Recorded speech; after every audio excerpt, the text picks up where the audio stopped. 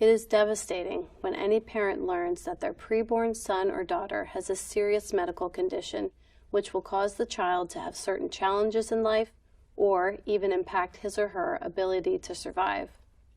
As a neonatologist, I personally care for many patients whose parents were given this tragic news. Sadly, many parents are told in these situations that abortion is their only option or their best option. But abortion is not the only option when a preborn child is diagnosed with a serious or lethal medical condition. It is important to understand that unfortunately some babies are misdiagnosed in utero or have medical conditions whose long-term outcomes are unclear at the moment of diagnosis. If allowed to be born, some of these babies may in fact turn out to be perfectly healthy if they were misdiagnosed, and others may indeed have some special needs, but ultimately live a long and happy life. Medically speaking, it can be very difficult to confidently predict the long-term outcomes of many conditions diagnosed in utero. It is a tragedy that some parents have been offered an abortion based off of a misdiagnosis. This is the story of Suzanne Guy, who at 22 weeks pregnant was told her baby had a chromosomal abnormality incompatible with life and was encouraged to have an abortion by 3 different physicians. Suzanne refused, delivered her daughter at 26 weeks, and now her daughter Rachel is 21 years old. It is a tragedy that Rachel might not have been here today if her mother had made a decision based on a misdiagnosis.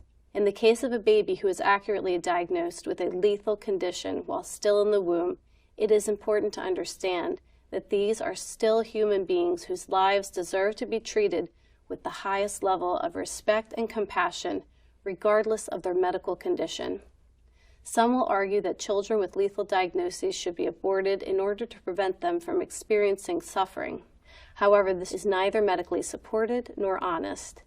Current medical science confirms that babies as young as 20 weeks are capable of experiencing pain. In a dilation and evacuation or a D&E abortion, babies are intentionally dismembered, many while still alive, having their arms and legs pulled off and their bodies and skulls crushed before being extracted from the womb. In a 3rd trimester induction procedure, a baby is given a lethal injection with a large needle to the head or to the heart. In the cases of babies diagnosed in utero with a lethal condition, we should instead be focusing our efforts on furthering the field of neonatal palliative care, which provides compassionate medical care for terminally ill babies by alleviating any pain or discomfort during the dying process. I have personally cared for many babies born with lethal conditions.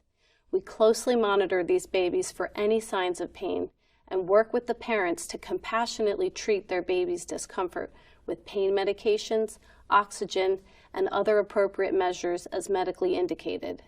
We tailor our approach to supporting and caring for these babies in a very personal way, depending on their medical condition, in order to address each infant and family's needs.